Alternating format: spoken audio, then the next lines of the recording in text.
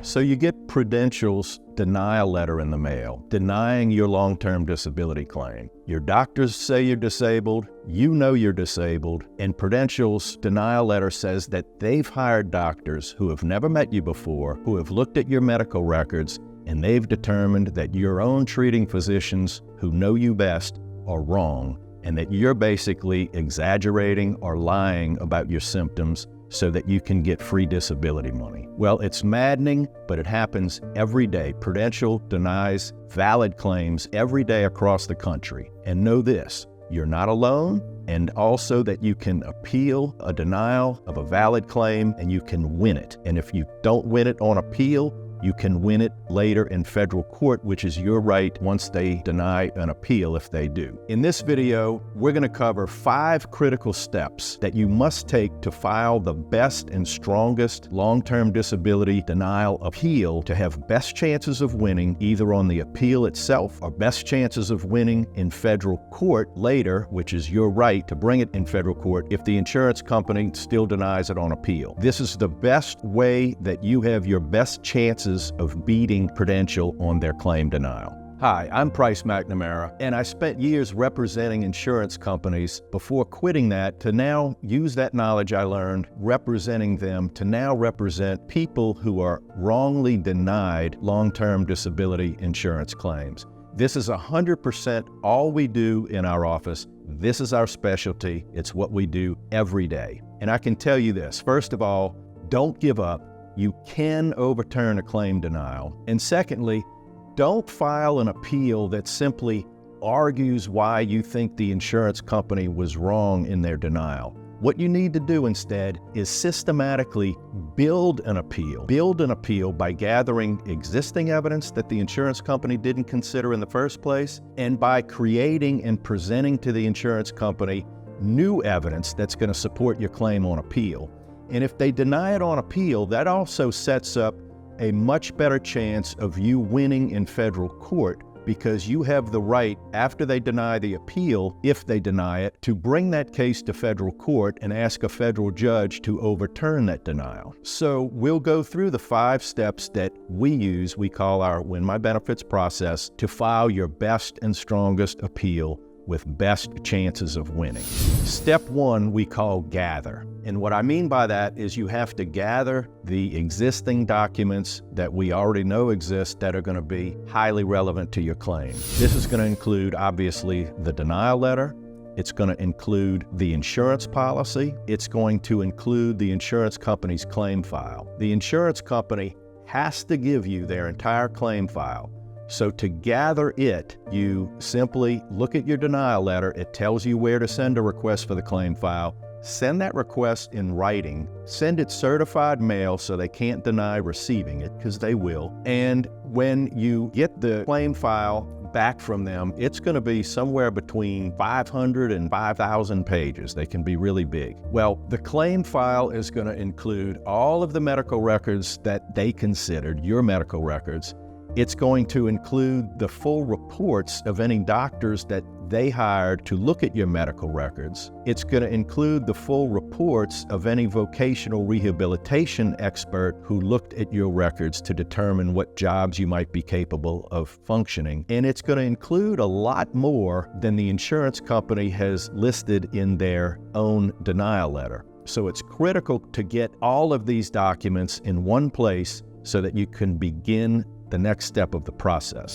Step 2 of the Win My Benefits process is to organize. And what I mean by that is, like I said before, these files are generally big, from 500 pages to up to 5,000 pages, even more sometimes. And what you have to do is organize it in a way that you can see the big picture and not get lost in the weeds, so to speak. What we do is we bait stamp page numbers on that entire file from beginning to end so that we can easily reference exactly where in that huge file certain documents are that we are citing in our appeal or later to the court.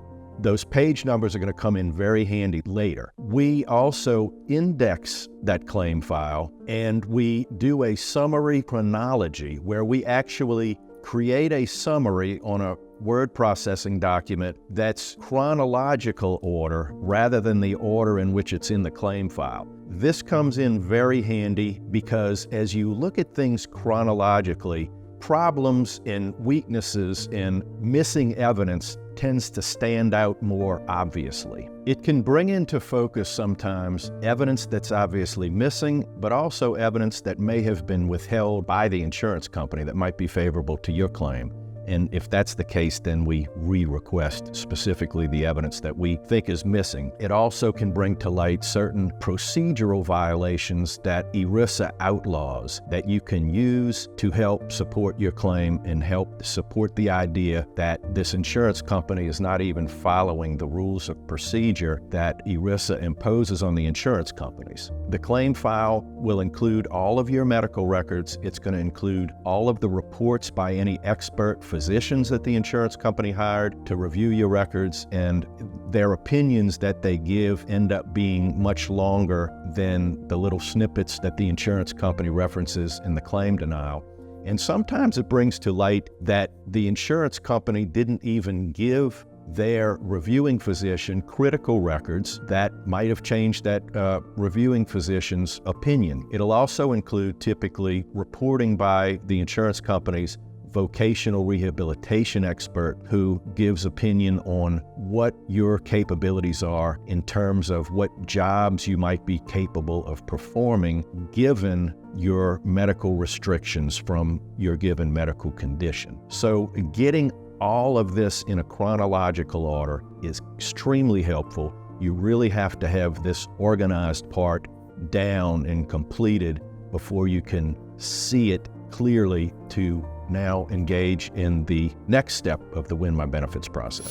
So the next step in the process we call analyze. And what I mean by that is now that you have a nice organized picture of what's in the claim file, what does exist, and a chronological summary of really the entire claim file with page references, you're going to notice that there are certain medical visits you may have had that are simply not in the claim file. There might be diagnostic testing that you've had regarding your medical condition that's just not in the claim file. And it will also become clear things like the insurance company claiming that your symptoms are only self-reported, are subjective symptoms only and not objective, or not something that your physician objectively determined in a physical examination. Well, when you see things like that in the chronology, you can go to your physician and say, the insurance company says that my symptoms are only self-reported. There's nothing objective supporting my claim. That's often what the insurance companies claim.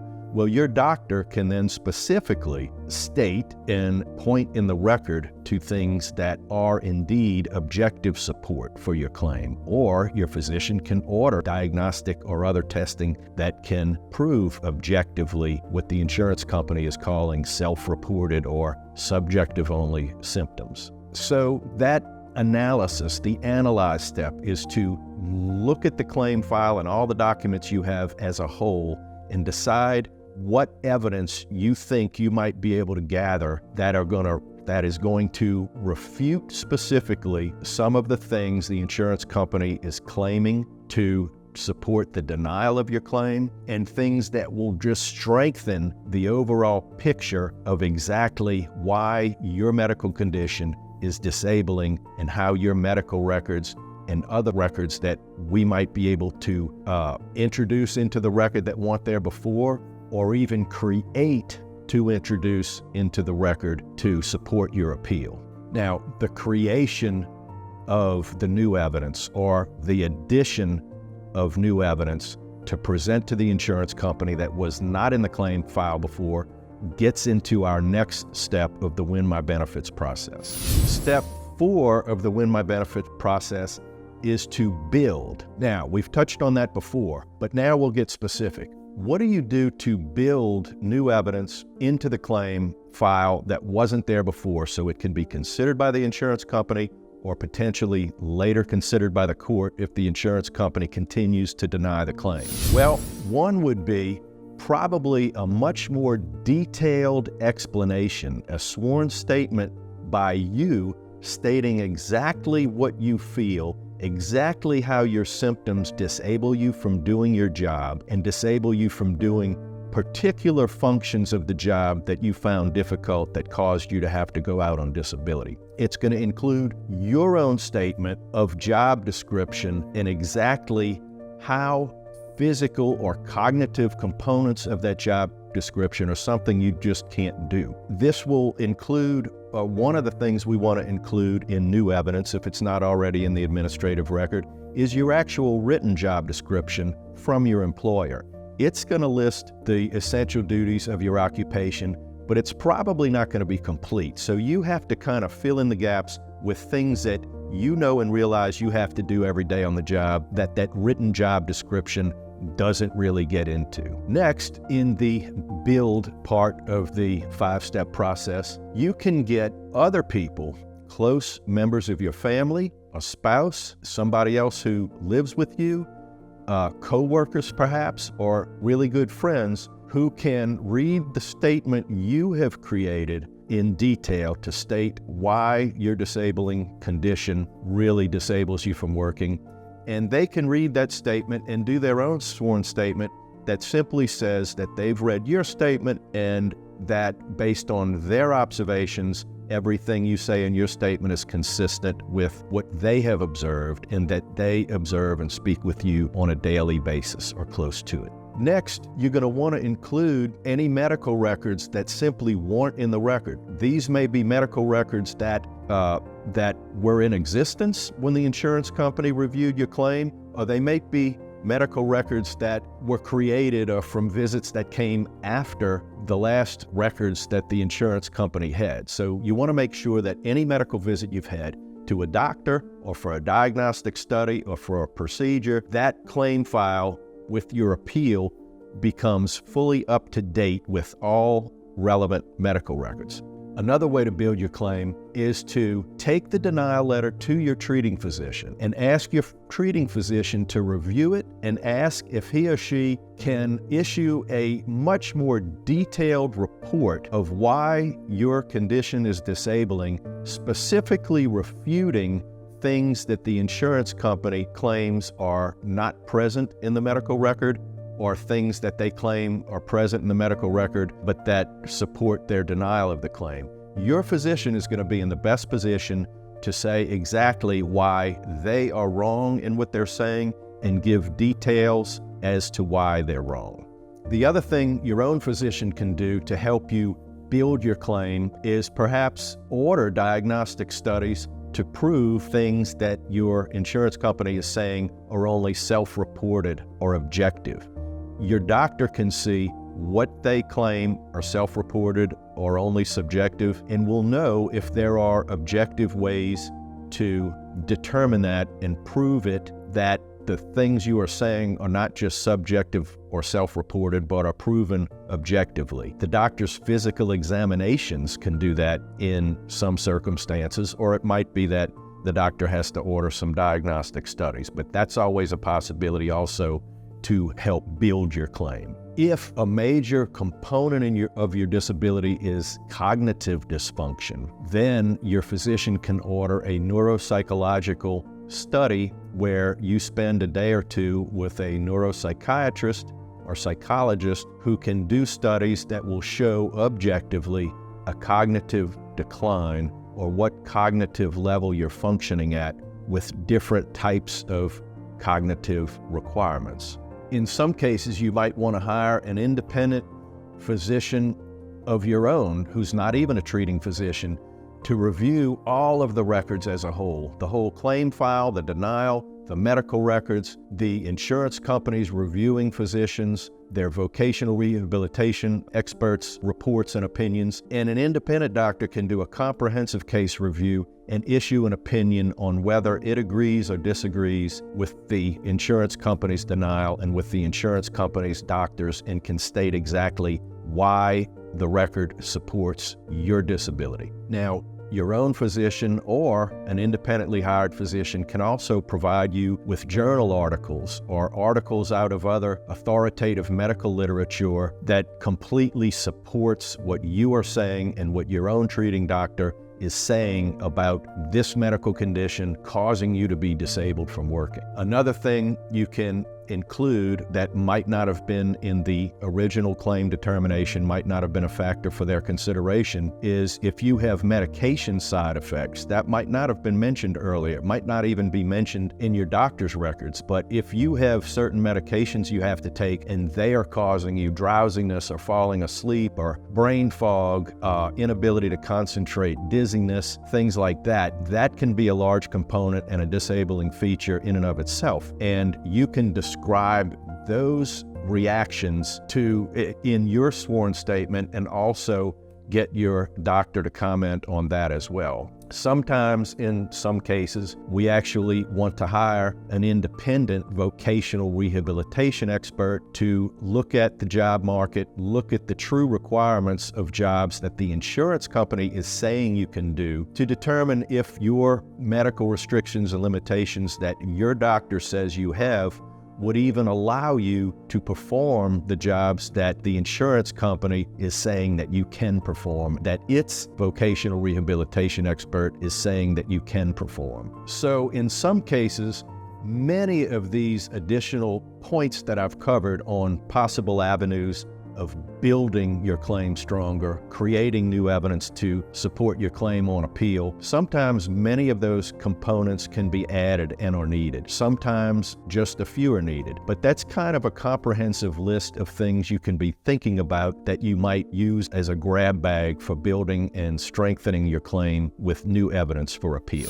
Okay, and finally, step 5 of our Win My Benefits process is execute. And by that I mean, first, we look at the federal case law across the country and try to find cases where courts have ruled against the insurance company and in favor of benefits under fact scenarios and medical conditions that are similar to your case, and hopefully with addressing occupations that are similar to what is being addressed in your case. And we can use that to show the insurance company that in prior cases, judges have ruled in your favor, and they might want to consider that when they are reviewing your appeal and reconsidering their claim denial. And with that, we basically take all of the new evidence we've built, we take all of the evidence that existed in the claim file before, and we weave that into a comprehensive argument along with the legal case law we found that supports your case,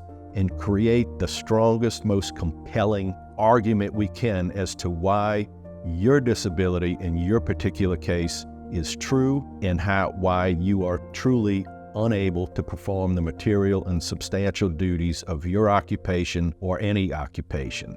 And remember, you can include in your argument page cites to the specific page numbers where documents are in the claim file to support your argument, and also attach all of the new evidence, and that's got to be sent with your appeal as an exhibit, so that becomes part of the administrative record as well, and cite to it specifically and why it supports your claim. Now, the important thing in getting all that new evidence into the administrative record is if they do deny your claim on appeal, the federal court cannot consider any evidence that was not put into that administrative claim file on appeal. So if they do deny your claim on appeal, all the work you've done up to this point is still very, very useful in your case in federal court. So you haven't wasted your time.